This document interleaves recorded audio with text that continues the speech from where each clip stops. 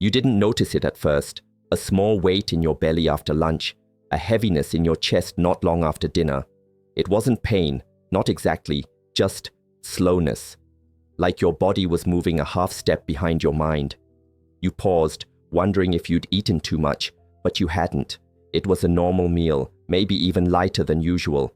Still the feeling lingered, a dull tightness, an odd pressure, and over time it stopped being occasional. It became predictable, expected, unwelcome. Something wasn't digesting, something wasn't moving, and yet you couldn't point to anything that had changed. Your habits were steady, your diet, careful. You'd cut the sugars, limited the starches, even trimmed portion sizes. So why did your body feel like it was fighting you? Why was the same healthy meal you'd always enjoyed now sitting like a stone where warmth used to be? You started looking for clues, counting bites, spacing meals, sleeping upright, but nothing seemed to make a real difference. Nothing except the thing you didn't think to question, the water, not the amount, the temperature. It's the thing you reach for without thought, the cold glass, the clink of ice, the first sip after a meal, refreshing, clean, innocent. But lately, something shifts when you drink it. Your body clenches, you feel chilled from the inside out, as if the warmth of your digestion had been smothered, but you shake it off. How could cold water be a problem? It's just water. Still, the timing nags at you. You feel the bloating soon after that last sip. The sluggishness deepens. Not always, but often enough to notice. Your body knows before your mind catches on. And now it's asking you to listen. Something small is slowing you down, and it might start with the glass in your hand. The feeling doesn't fade as quickly anymore. Hours pass, and you're still aware of it. A tightness that hangs in your gut like a conversation left unfinished. You try walking it off, sitting quietly, sipping more water. But nothing smooths it over. It's not pain, not exactly, just stuck. And what used to be easy, meals you trusted, foods you've loved for decades, now leave a residue. A drag on your energy, a restlessness under your ribs. You used to get up from the table and keep moving. Now you want to sit longer, or lie down, or just be still until your body catches up. That sense of lag, of slowness, isn't just a passing phase. It's a signal, not dramatic, not loud, but consistent. Because digestion isn't just about food. It's about movement, warmth, coordination. It's an orchestra your body has conducted without your attention for years. And now that orchestra is missing beats. You're not failing. Your body is adapting. But no one warned you that age could whisper through your stomach this way. You start thinking back, when did this really begin? You realize it wasn't a sharp turn. It crept in, soft-footed and polite. First, the occasional bloating, then sleep that felt heavy instead of restful. A sense that meals weren't fueling you but flattening you. And all the while, the cold water stayed the same. Because you were told to drink more, stay hydrated, flush your system. It made sense, until it didn't. There's no shame in not knowing. No one taught you that your digestion changes after 60, that your gut lining thins, your enzymes dwindle, your rhythm shifts. You didn't feel it at first. Now it's unmistakable. Something once easy is now effortful. And that cold water, so small, so routine, might be holding your digestion in place, right where it doesn't want to stay. You start paying closer attention, not just to what you eat, but how your body responds after. The quiet churn, the stretch beneath your ribs, the sudden stillness that feels less like rest and more like pause. A pause your body didn't ask for. It was imposed. And over time, the pattern becomes too clear to ignore. This isn't indigestion. This is disconnection. Your gut, once so responsive, now sends slower signals. But they're still speaking, soft, sure, steady. You just have to lean in. It starts to make sense in small ways. You remember how good a warm broth feels on an unsettled stomach. You remember the heaviness after a cold smoothie, even when it was packed with greens. Your body has been talking in its own language, temperature, tension, timing. And now the signals are louder, not in volume, but in persistence. You wake up still feeling last night's dinner. You walk slower after lunch. You hesitate before reaching for a glass of water, but not because of thirst, because of what comes next.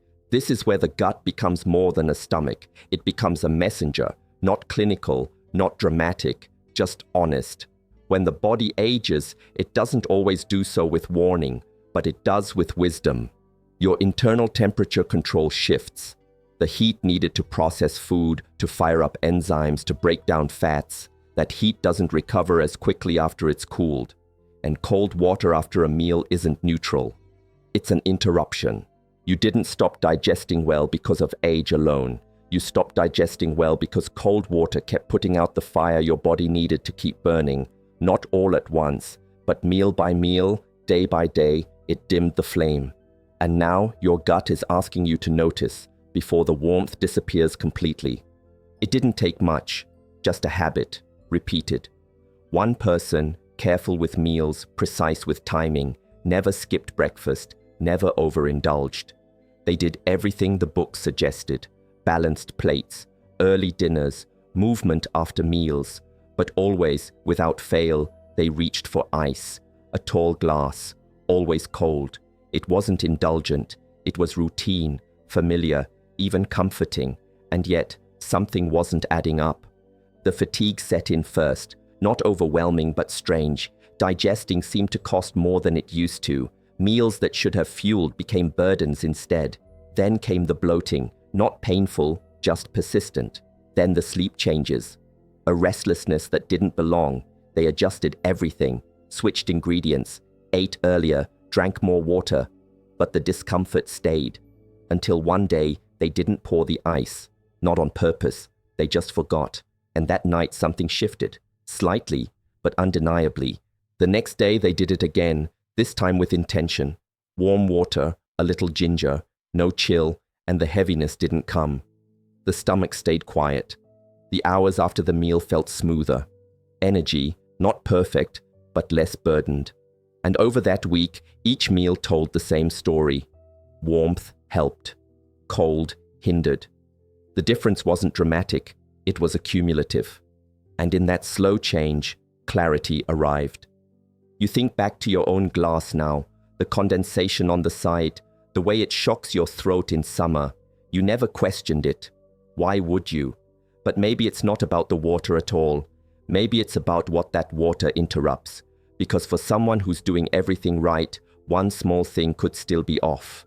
And sometimes it's not the food that's the problem. It's what follows it, or what freezes it in place. And all of a sudden, the glass in your hand feels heavier than it ever has before. You were never told to worry about water temperature. No prescription ever mentioned it. No checklist at the clinic warned against it. And yet, the body keeps revealing truths that science hasn't packaged neatly. Because while your doctor might focus on symptoms, your body lives in sensations, in real time, in rhythms. And when you pour cold into a system that runs on warmth, there are consequences, quiet ones, but real. Here's what happens beneath the surface. When cold water enters the stomach after a meal, it cools the digestive tract. Blood vessels constrict.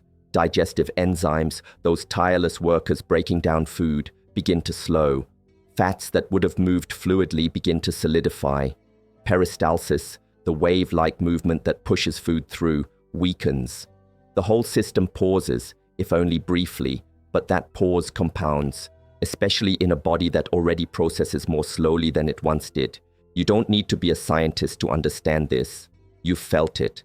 The tightness that follows the sip, the way food seems to sit instead of move, the sluggish return of appetite, the incomplete feeling even hours later. It's not imagined, it's not psychological, it's thermal. Temperature changes everything. For younger bodies, the recovery is quick. Systems bounce back, enzymes surge again. But after 60, the rebound is slower, more delicate. The cold doesn't just slow digestion, it alters its timing. And when digestion is thrown off, nothing else works quite right. You become more tired, more inflamed, more reactive to foods you once tolerated. It's not aging, it's interference. And still, no one told you. Not because they didn't care, but because they didn't see. They weren't watching the quiet signals your body was sending, but now you are. And with that attention comes the beginning of change. Not in your food, but in the way you welcome it in. And so you did what they told you. You drank more water, you kept a bottle by your chair, filled it faithfully, reminded yourself to sip all day. When your appetite dipped, you drank instead. When your stomach felt off, you figured hydration would help.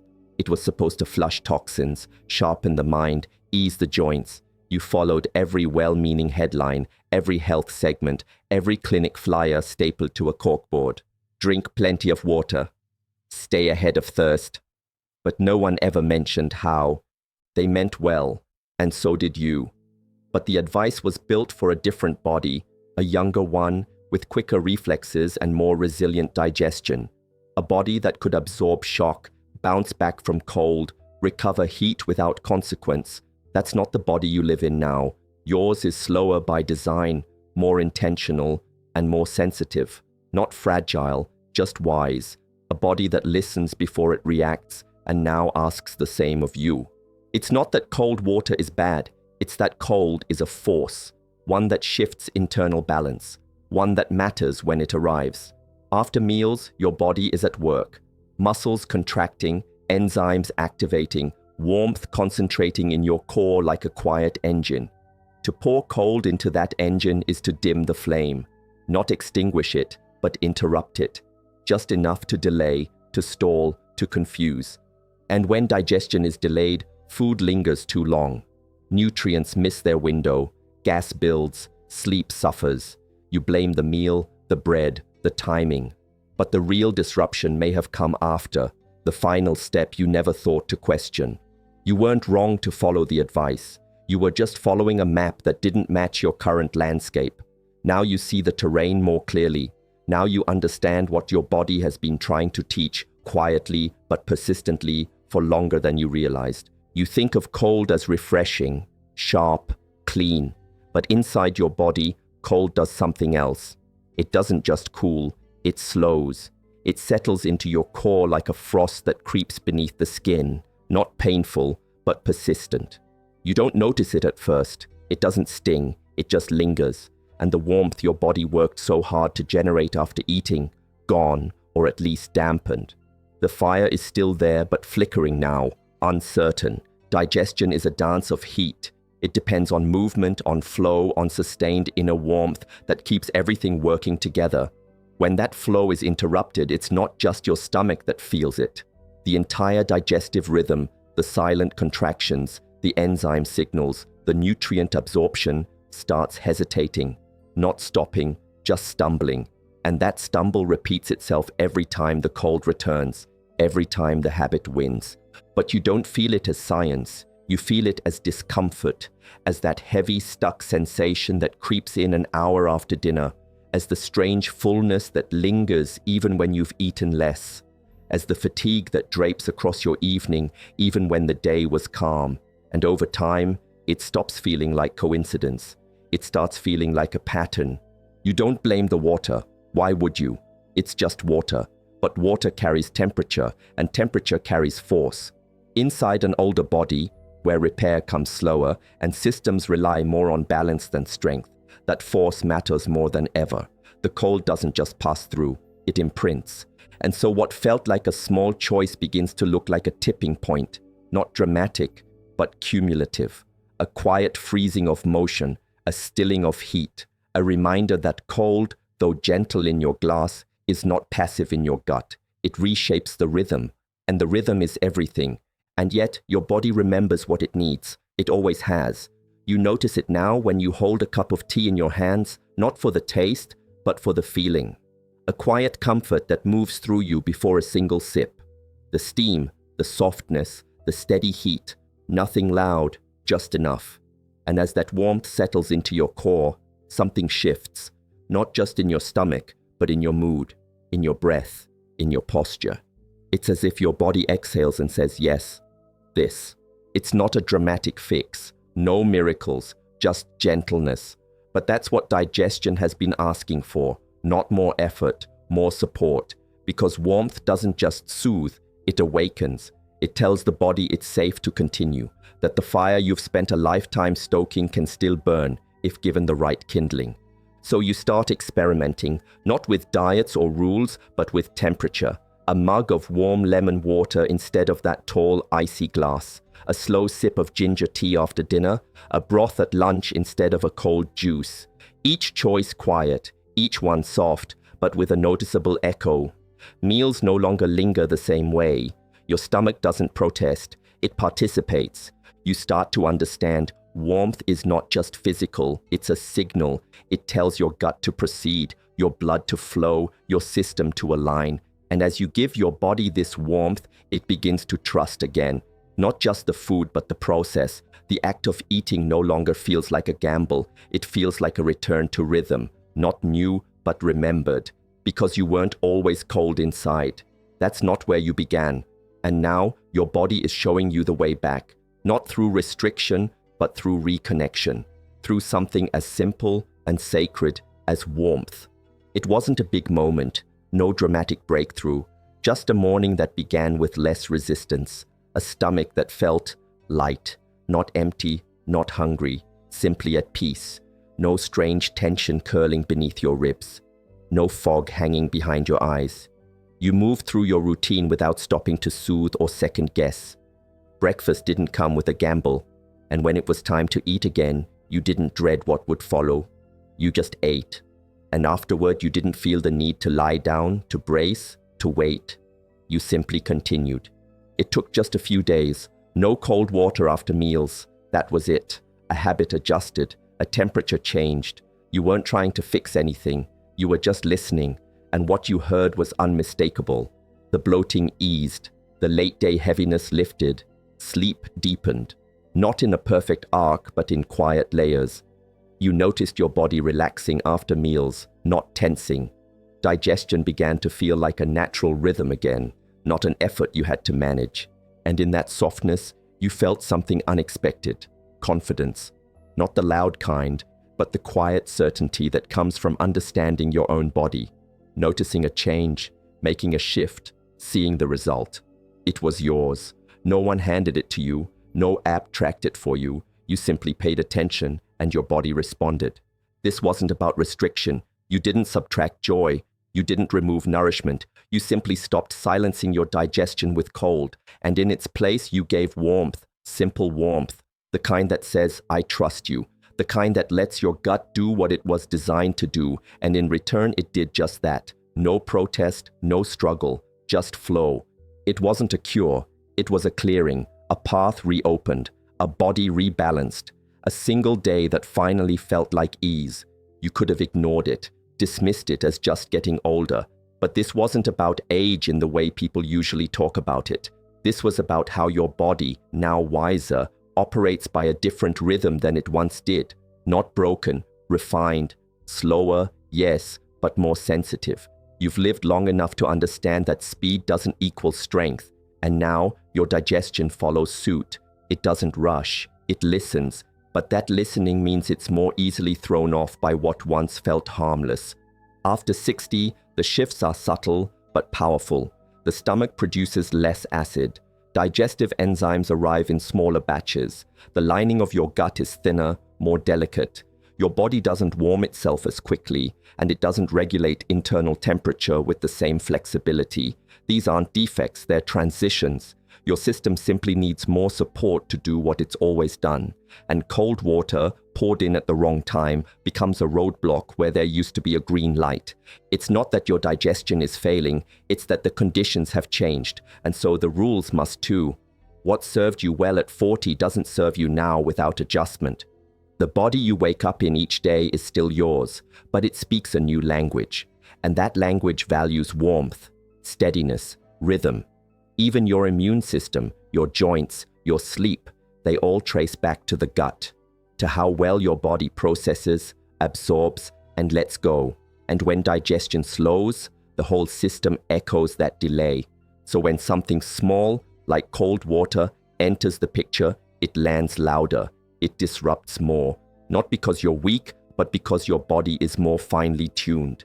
And what you're learning now is how to care for it, not with more effort, but with deeper awareness. That's not just smart, that's survival, with grace. The body never works in isolation. One system whispers to the next. When your digestion slows, it doesn't stop there, it sends ripples. You notice it in your sleep first maybe.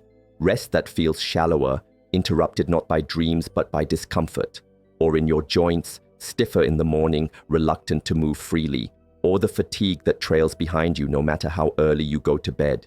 You wonder if it's your diet, your schedule, your medications, but more often than not, it all circles back to how your body is processing or failing to process what you give it.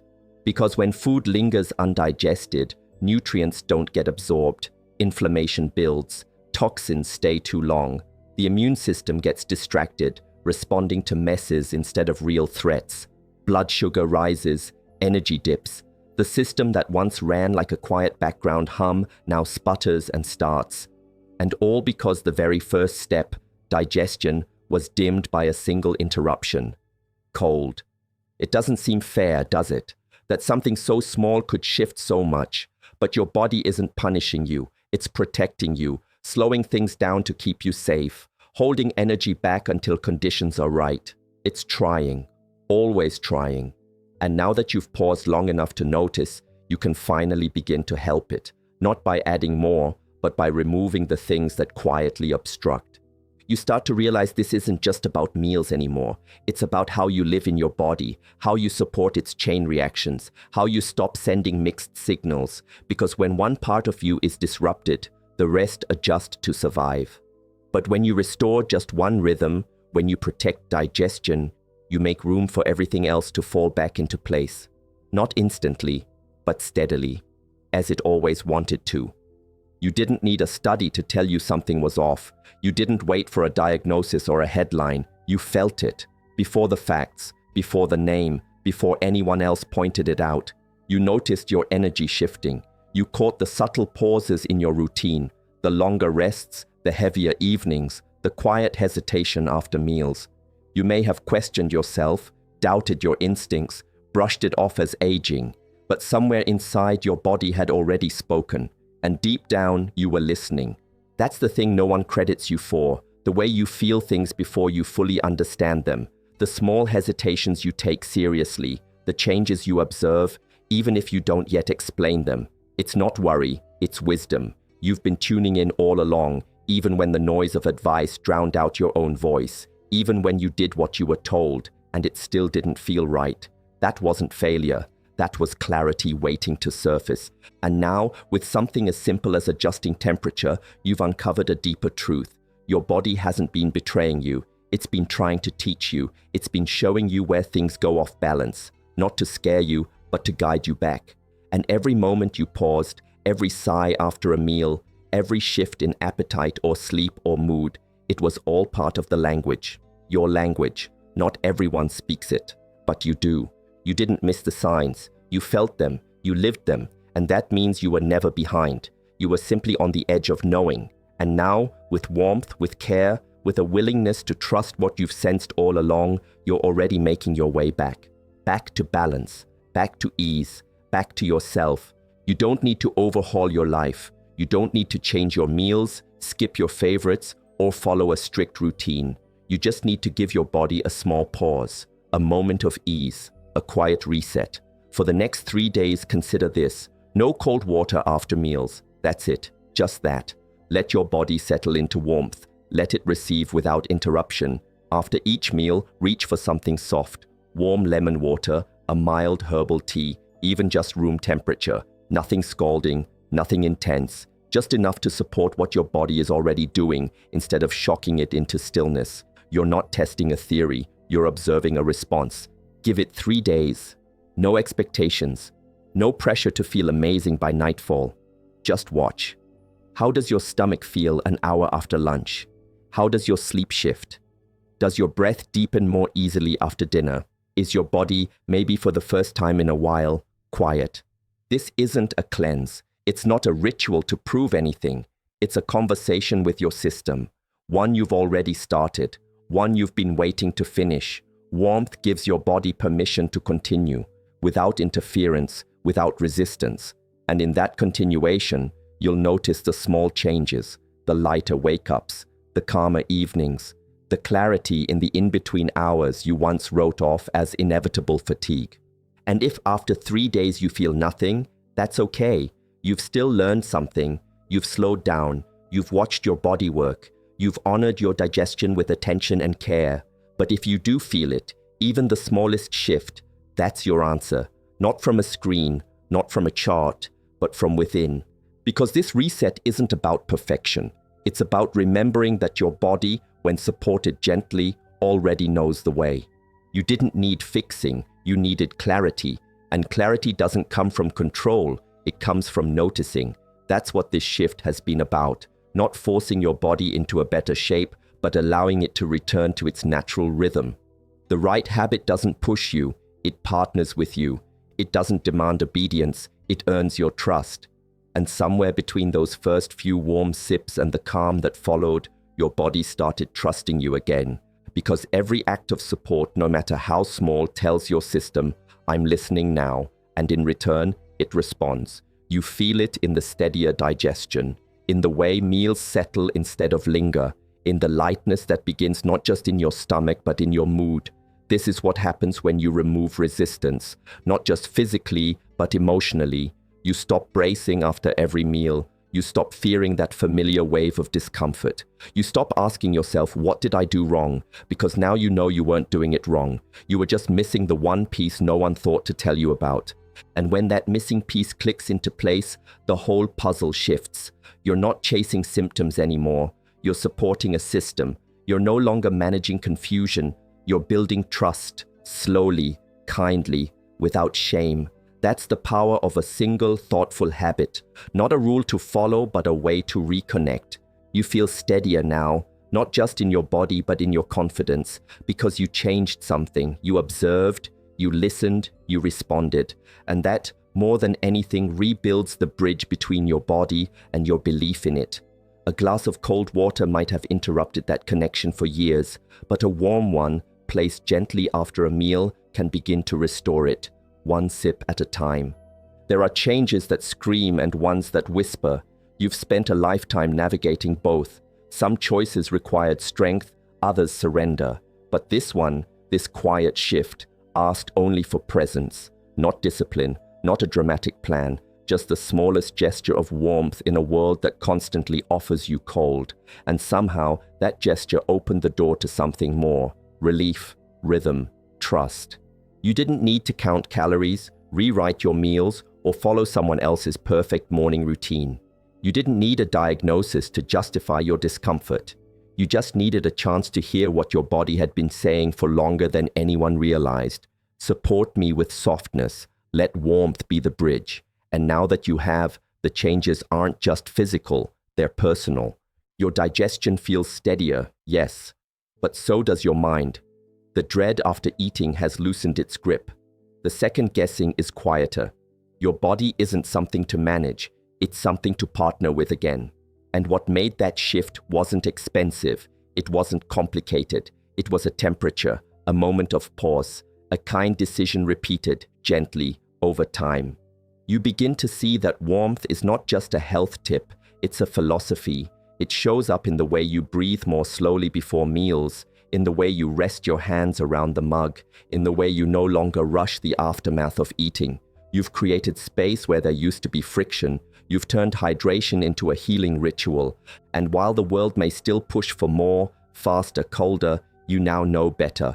You've lived long enough to feel the difference between intensity and intelligence. And your body, in its own soft wisdom, has made it clear: warmth works, not because it's trendy, but because it respects the pace you're at now, because it doesn't rush or override, it aligns. So drink your water, just warmer. Choose support over shock. Choose rhythm over reaction. Choose the version of yourself that listens deeply and responds kindly. This was never about fixing a problem. It was about finally hearing the answer that was already there. And now you have